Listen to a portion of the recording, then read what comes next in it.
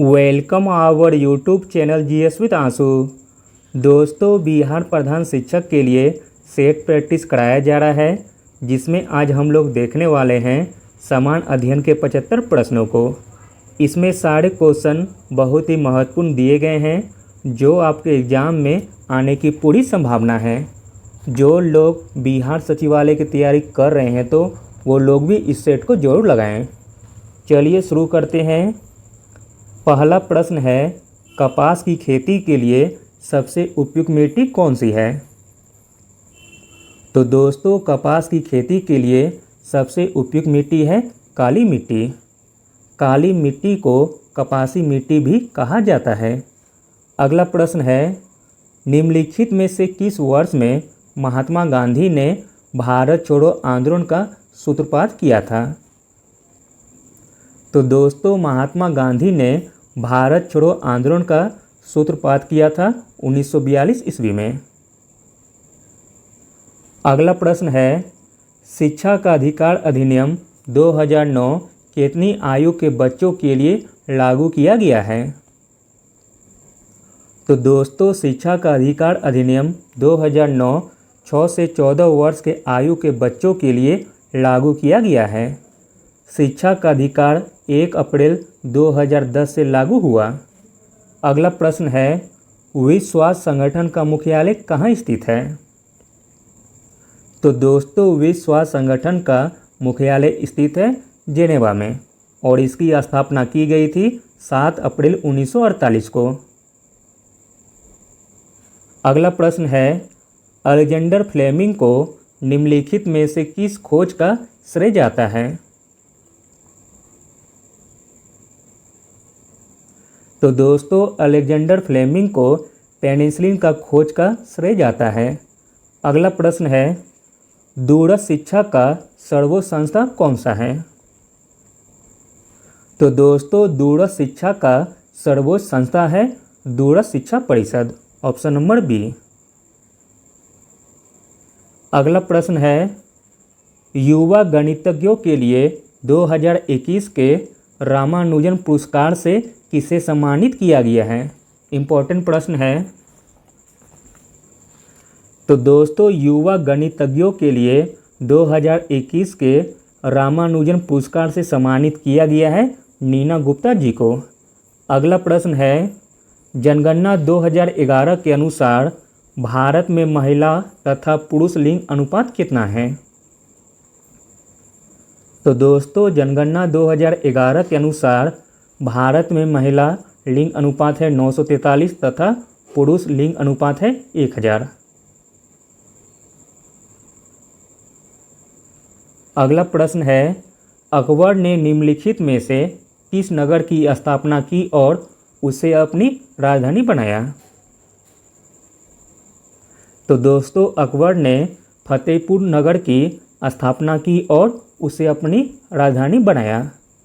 अगला प्रश्न है, प्राचीन काल में गुप्त वाटिका काल की प्रसिद्ध महिला शासक निम्नलिखित में से कौन थी?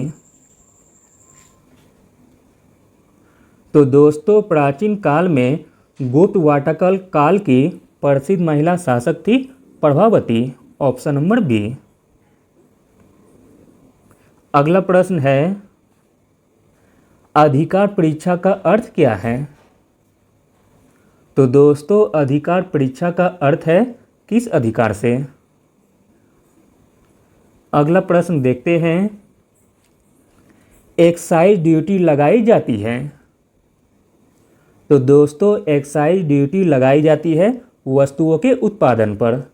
अगला प्रश्न है, किस मामले में सर्वोच्च न्यायालय ने संविधान का आधारभूत ढांचा का सिद्धांत प्रतिपादित किया था? तो दोस्तों, वह मामला था केशवानंद भारती मामला। केशवानंद भारती मामला में सर्वोच्च न्यायालय ने संविधान का आधारभूत ढांचा का सिद्धांत प्रतिपादित किया था, और केशवानंद भारती बनाम हुआ था 1973 में। अगला प्रश्न है, केंद्रीय बैंक का कार्य करती है? तो दोस्तों, केंद्रीय बैंक का कार्य करती है reserve bank of India. RBI की स्थापना हुई थी 1 अप्रैल 1935 को।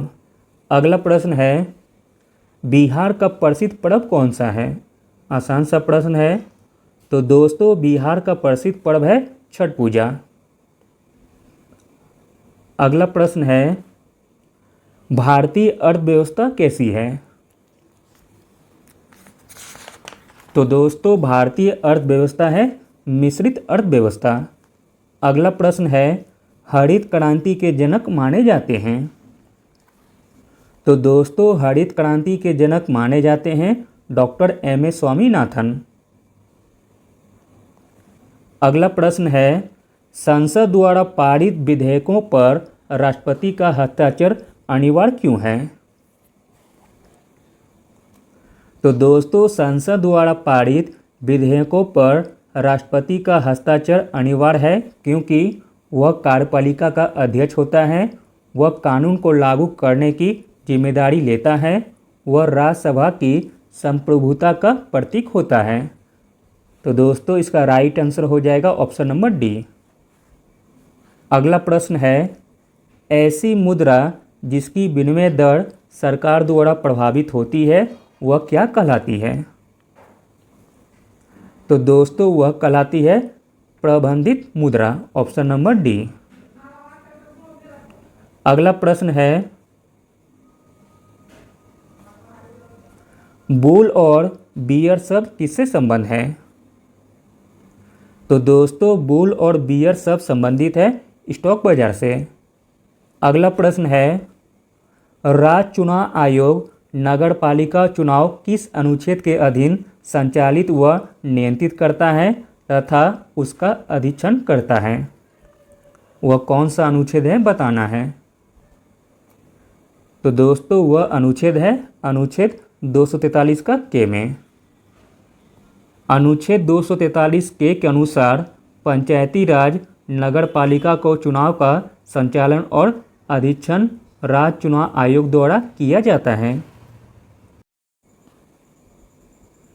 अगला प्रश्न है, कौन सी समिति आपराधिक राजनीतिक और नौकरशाही संबंध पर गठित किया गया था? तो दोस्तों वह समिति का नाम था वोहरा समिति। वोहरा समिति आपराधिक राजनीतिक और नौकरशाही संबंध पर गठित किया गया था। अगला प्रश्न है, बिहार का वह जिला कौन है जहां महिलाओं की संख्या पुरुष से अधिक है? तो दोस्तों वह जिला है गोपालगंज। बिहार का गोपालगंज जिला जहां महिलाओं की संख्या पुरुष से अधिक है। अगला प्रश्न है, भारत सरकार ने निम्नलिखित में से किस शासक से अपना प्रतीक लेकर अपनाया? तो दोस्तों भारत सरकार ने अशोक से अपना प्रतीक लेकर अपनाया। अगला प्रश्न है, दीपावली घोषणा किसने और कब की थी? तो दोस्तों दीपावली घोषणा 1929 में और लॉर्ड इरविन ने की थी। अगला प्रश्न है, प्रसिद्ध पुस्तक इंडिका किसने लिखी थी? तो दोस्तों प्रसिद्ध पुस्तक इंडिका लिखी गई थी मेगास्थनीज के द्वारा। अगला प्रश्न है, फ्रांसीसी क्रांति का नारा क्या था? तो दोस्तों फ्रांसीसी क्रांति का नारा था स्वतंत्रता, समानता और बंधुत्व। फ्रांसीसी क्रांति 1789 में हुई थी।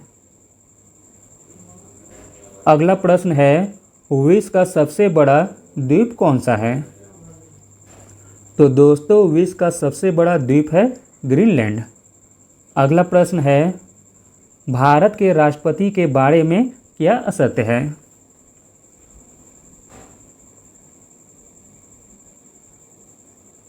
तो दोस्तों भारत के राष्ट्रपति के बारे में जो कथन गलत दिया गया है वह है ऑप्शन नंबर बी, कार्यकाल 8 वर्ष, जो कि गलत दिया गया है।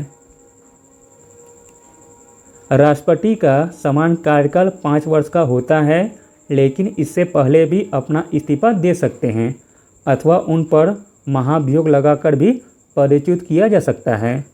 बाकी सभी कथन सही दिए गए हैं। न्यूनतम आयु 35 वर्ष होती है। त्यागपत्र उपराष्ट्रपति को देता है, महाभियोग से हटाया जा सकता है। अगला प्रश्न है, स्वतंत्र भारत के प्रथम भारतीय गवर्नर जनरल कौन था? तो दोस्तों स्वतंत्र भारत के प्रथम भारतीय गवर्नर जनरल था श्री राजगोपालाचारी। अगला प्रश्न है, दिलवाड़ा का जैन मंदिर का निर्माण किसने करवाया था? तो दोस्तों दिलवाड़ा के जैन मंदिरों का निर्माण कराया था चालुक्यों ने। अगला प्रश्न है, राष्ट्रपति को निम्नलिखित में से शपथ कौन दिलाता है? तो दोस्तों राष्ट्रपति को शपथ दिलाता है भारत के मुख्य न्यायाधीश। अनुच्छेद 60 के अंतर्गत राष्ट्रपति को भारत का मुख्य न्यायाधीश शपथ दिलाता है। अगला प्रश्न देखते हैं, दोहरी शासन नीति को किसने समाप्त किया था? तो दोस्तों दोहरी शासन नीति को समाप्त किया था लॉर्ड कैनिंग ने। अगला प्रश्न है, हरियाणा सरकार 1857 के विद्रोह के शहीदों को सम्मानित करने के लिए निम्नलिखित में से किस स्थान पर 300 करोड़ का स्मारक संग्रहालय बना रही है? तो दोस्तों वह स्थान है अंबाला। अगला प्रश्न है, पेरियार परियोजना किस राज्य में स्थित है? तो दोस्तों पेरियार परियोजना स्थित है केरल राज्य में। पेरियार प्रोजेक्ट केरल में पेरियार नदी पर अवस्थित है। अगला प्रश्न है, बटरफ्लाई संबंधित है। तो दोस्तों बटरफ्लाई संबंधित है तैराकी से। अगला प्रश्न है, 8 अक्टूबर को प्रतिवर्ष मनाया जाता है। तो दोस्तों 8 अक्टूबर को प्रतिवर्ष मनाया जाता है भारतीय वायुसेना दिवस। अगला प्रश्न है, शिवाजी सर्वाधिक किससे प्रभावित थे? तो दोस्तों शिवाजी सर्वाधिक प्रभावित थे जीजाबाई से।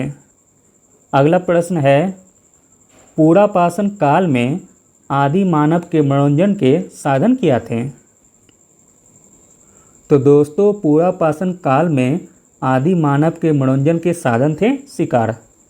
अगला प्रश्न है, स्विस ओपन 2022 का महिला एकल खिताब किसने जीता है?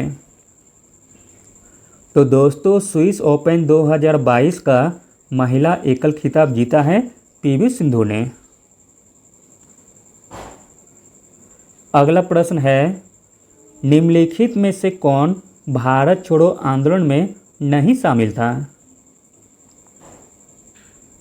तो दोस्तों भारत छोड़ो आंदोलन में जो शामिल नहीं था वह है BR अम्बेडकर, जबकि महात्मा गांधी, सरदार पटेल तथा पंडित जवाहरलाल नेहरू यह तीनों दोस्तों संबंधित हैं। अगला प्रश्न है, लोधी वंश का संस्थापक कौन था? तो दोस्तों लोधी वंश का संस्थापक था बहलोल लोधी। अगला प्रश्न है, केंद्रीय पशु चिकित्सा अनुसंधान संस्थान कहाँ स्थित है? तो दोस्तों केंद्रीय पशु चिकित्सा अनुसंधान संस्थान स्थित है उत्तर प्रदेश में। उत्तर प्रदेश के इज्जतनगर में स्थित है। अगला प्रश्न है, तमिलनाडु में जाड़ों में वर्षा क्यों होती है? तो दोस्तों तमिलनाडु में जाड़ों में वर्षा होती है उत्तर पूर्व मानसून से। अगला प्रश्न है, मीनमबक्कम अंतर्राष्ट्रीय हवाई अड्डा किस राज्य में है? तो दोस्तों मीनमबक्कम अंतर्राष्ट्रीय हवाई अड्डा स्थित है तमिलनाडु में। अगला प्रश्न है, हर्ष की आत्मकथा निम्नलिखित में से किसने लिखी थी?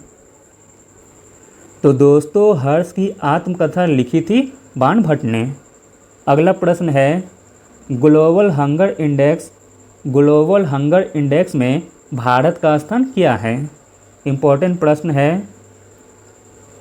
तो दोस्तों ग्लोबल हंगर इंडेक्स में भारत का स्थान है 101वां स्थान।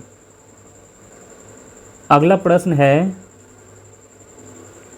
5 राज्यों के चुनाव परिणामों से संबंधित निम्न कथनों पर विचार कीजिए। उपयुक्त कथनों में से कौन सा सही है आपको बताना है।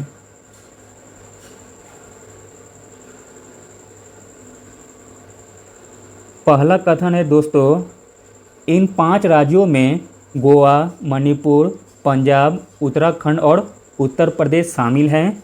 तो दोस्तों यह कथन सही दिया गया है। पंजाब राज्य में राज्य की कुल 117 विधानसभा सीटों में सर्वाधिक 92 सीटें आम पार्टी ने जीती है, यह भी सही दिया गया है।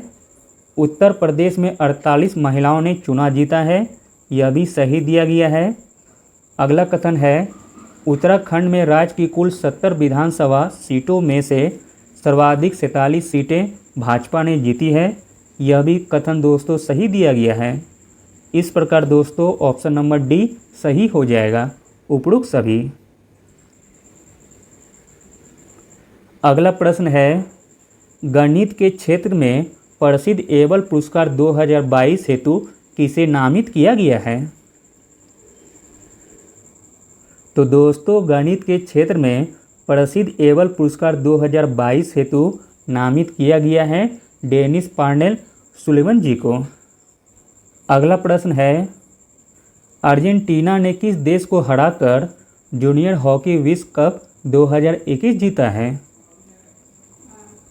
तो दोस्तों अर्जेंटीना ने जर्मनी को हराकर जूनियर हॉकी विश्व कप 2021 जीता है। अगला प्रश्न है एक्स किरणें में समाविष्ट होती है। तो दोस्तों एक्स किरणों में समाविष्ट होती है विद्युत चुंबकीय विकिरण। एक्स किरणों की खोज की गई थी विलियम रॉन्जॉन के द्वारा। अगला प्रश्न है सिल्वर ब्रोमाइड का सिल्वर और ब्रोमीन में टूटना एक उदाहरण है। तो दोस्तों सिल्वर ब्रोमाइड का सिल्वर और ब्रोमीन में टूटना एक उदाहरण है अपघटन अभिक्रिया का। अगला प्रश्न देखते हैं वह भारतीय वैज्ञानिक जिसने भौतिक विज्ञान में नोबेल पुरस्कार प्राप्त किया है।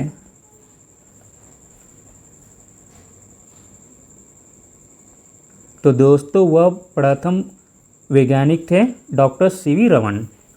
डॉक्टर सीवी रमन प्रथम भारतीय वैज्ञानिक थे जिन्हें 1930 ईस्वी में इनकी खोज रमन प्रभाव के कारण भौतिक के नोबेल पुरस्कार से सम्मानित किया गया था। अगला प्रश्न देखते हैं यदि किसी व्यक्ति को पीठ पर चोट लगी हो तो कृत्रिम श्वास देने की कौन सी विधि का प्रयोग किया जाता है। तो दोस्तों वह विधि का नाम है शेफर विधि। अगला प्रश्न देखते हैं प्राकृतिक गैस का प्राथमिक घटक क्या है। तो दोस्तों प्राकृतिक गैस का प्राथमिक घटक है मीथेन। अगला प्रश्न है ड्यूटेरियम की द्रव्यमान संख्या कितनी है। तो दोस्तों ड्यूटेरियम की द्रव्यमान संख्या है 2, जबकि हाइड्रोजन के 3 समस्थानिक होते हैं। अगला प्रश्न है यदि लाल फूल को हरे शीशे में से देखें तो वह दिखता है। तो दोस्तों वह दिखता है काला रंग की। अगला प्रश्न है यदि किसी कार के टायर में हवा का दाब कम हो तो क्या परिणाम होगा। तो दोस्तों यदि किसी कार के टायर में हवा का दाब कम हो तो परिणाम होगा ईंधन की अधिक खपत होगी। अगला प्रश्न है वातानुकूलन में किन पैरामीटर को नियंत्रित किया जाता है। तो दोस्तों वातानुकूलन में वायु का ताप एवं आर्द्रता दोनों को नियंत्रित किया जाता है। अगला प्रश्न है सूर्य की ऊर्जा का स्रोत किस प्रक्रिया में निहित है। तो दोस्तों सूर्य की ऊर्जा का स्रोत नाभिकीय संलयन में निहित है। अगला प्रश्न है श्वेत प्रकाश को भिन्न भिन्न रंगों में विभक्त करने के लिए किसका प्रयोग किया जाता है? तो दोस्तों श्वेत प्रकाश को भिन्न भिन्न रंगों में विभक्त करने के लिए प्रयोग किया जाता है प्रिज्म का। अगला प्रश्न है, परमाणु क्रमांक बराबर होता है यदि किसी तत्व के परमाणु में उपस्थित हैं प्रोटॉन की संख्या। अगला प्रश्न है, विद्युत चुंबक का प्रयोग किया जाता है। तो दोस्तों विद्युत चुंबक का प्रयोग किया जाता है आहन घंटी में, यानी कि कॉलिंग बेल में। अगला प्रश्न है दोस्तों, पानी में अंशतः डूबी हुई छड़ी मुड़ी हुई प्रतीत होती है। तो दोस्तों पानी में अंशतः डूबी हुई छड़ मुड़ी हुई प्रतीत होती है अपवर्तन के कारण। अगला प्रश्न है, एक डायोड। तो दोस्तों एक डायोड केवल एक दिशा में चालन करता है। अगला प्रश्न है, कृत्रिम वर्षा के लिए बादलों पर निम्नलिखित में से कौन सा यौगिक छिड़का जाता है? तो दोस्तों वह यौगिक का नाम है AgL, यानी कि सिल्वर आयोडाइड। अगला प्रश्न है, यूरिया में नाइट्रोजन पाया जाता है। तो दोस्तों यूरिया में नाइट्रोजन पाया जाता है एमाइड के रूप में। अगला प्रश्न है, किस पदार्थ को द्रव स्वर्ण कहते हैं? तो दोस्तों द्रव स्वर्ण कहते हैं पेट्रोलियम को। अगला प्रश्न है, डोलोमाइट का सूत्र क्या है? तो दोस्तों डोलोमाइट का सूत्र है CaMgCO3 2। अगला प्रश्न है, निम्न में से कौन सा एक उसमें इंजन नहीं है? तो दोस्तों इसमें उसमें इंजन नहीं है, वो हो जाएगा पवन चक्की। अगला प्रश्न है, निम्न में से सबसे अधिक कठोर कौन सा है? तो दोस्तों इन चारों में से सबसे अधिक कठोर हो जाएगा हाई स्पीड स्टील। अगला प्रश्न है, निम्नांकित में से कौन सा मापन उपकरण बिना संपर्क टाइप का है?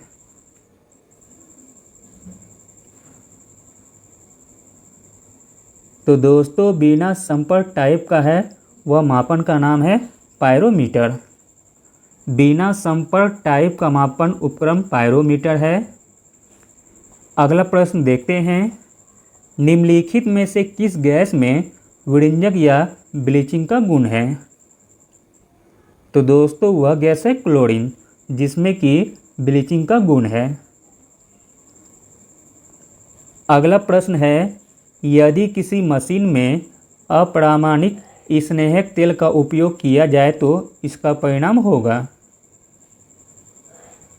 तो दोस्तों यदि किसी मशीन में अप्रामाणिक स्नेहक तेल का उपयोग किया जाए तो परिणाम होगा मशीन घिस जाएगी, स्नेहक तेल का अधिक व्यय होगा, मशीन के चलाने में आवाज़ होगी।